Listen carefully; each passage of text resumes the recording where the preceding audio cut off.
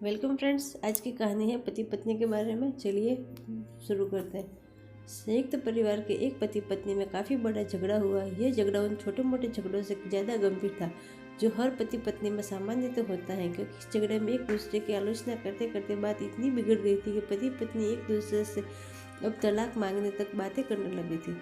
संयुक्त परिवार के बाकी सभी लोग बहुत परेशान हो गए और वह सब किसी तरह इन दोनों को समझाकर इस झगड़े का अंत करना चाहते थे। जब सभी के प्रयास काम नहीं आए तो वे लोग पति पत्नी के इस जोड़े को घर के सबसे बुजुर्ग सदस्य यानी दादाजी के पास लेकर गए। जब दोनों पति पत्नी दादाजी के कमरे में प्रवेश किए तो दादाजी ने उन दोनों को बैठने के लिए कहा और फिर पूछा कि बताओ तुम्हारी समस्या क्या है। दोनों पति पत्नी एक साथ बोल पड़े और एक दूसरे पर आलोचनाओं की छड़ी लगा दी। जितनी कमियां पत्नी अपने पति में गिना रही थी उससे ज़्यादा कमियां पति भी अपने पति में गिना रहा था। कई मिनटों तक यह सिलसिला चलता रहा। दादाजी ने भी इन दोनों को नहीं रोका और इनको अपना अपना गुस्सा एक दूसरे पर उतारने दिया।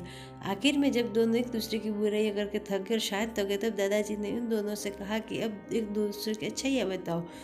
जब अच्छाई बताने का समय आया तब दोनों ही पति और पत्नी एकदम से चुप हो गए। शायद गुस्से में उन्हें कुछ याद ही नहीं रहा या फिर गुस्से की वजह से ही एक दूसरे की अच्छाइयाँ बताना नहीं चाहते थे। दादाजी ने ये बात भी महसूस कर ली। थोड़ी देर तक जब कोई भी नहीं बोला तब दादाजी ने कहा, अच्छा ठीक है, ये लो पेपर और पेन, एक दूसरे की अच्छाइयाँ इसमें लिखो। पति पत्नी दोनों ने ही पेपर और पेन लिया और एक दूसरे की काफ़ी दूर जाकर बैठ गए।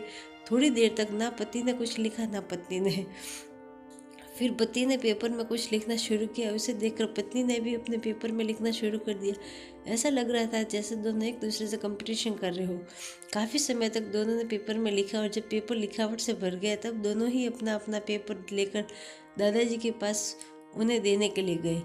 दादाजी ने उन दोनों के ही पेपर लेने से मना कर दिया और कहा कि अपने अपने पेपर एक दूसरे को दे दो और अब एक दूसरे के पेपर पढ़ो। पति ने पत्नी की ओर और पत्नी ने पति की ओर अपना पेपर दिया। वे एक दूसरे के पेपर पढ़ने लगे। थोड़ी देर बाद पति और पत्नी दोनों ही आंखों में आंसू थे। पेपर में अपने बारे में लिखी अच्छाइयाँ पढ़कर पत्नी तो फुट फुट कर रोने लगी। पत्नी को रोता देख पति उसे चुप कराने के लिए दौड़ पड़ा और माफ़ी मांगते हुए उसे मनाने लगा। पत्नी ने भी पति की माफ़ी मांगी और माहौल ऐसा हो गया कि जैसे कभी कोई झगड़ा ही नहीं हुआ हो। दोस्तों, कमियां और खूबियाँ जगत के हर इंसान में होती है। अभी हमारे ऊपर होता है कि हम कमियां देखकर अपने जीवन को नर्क बना लें या खूबियाँ देखकर अपने जीवन को स्वर्ग बना लें।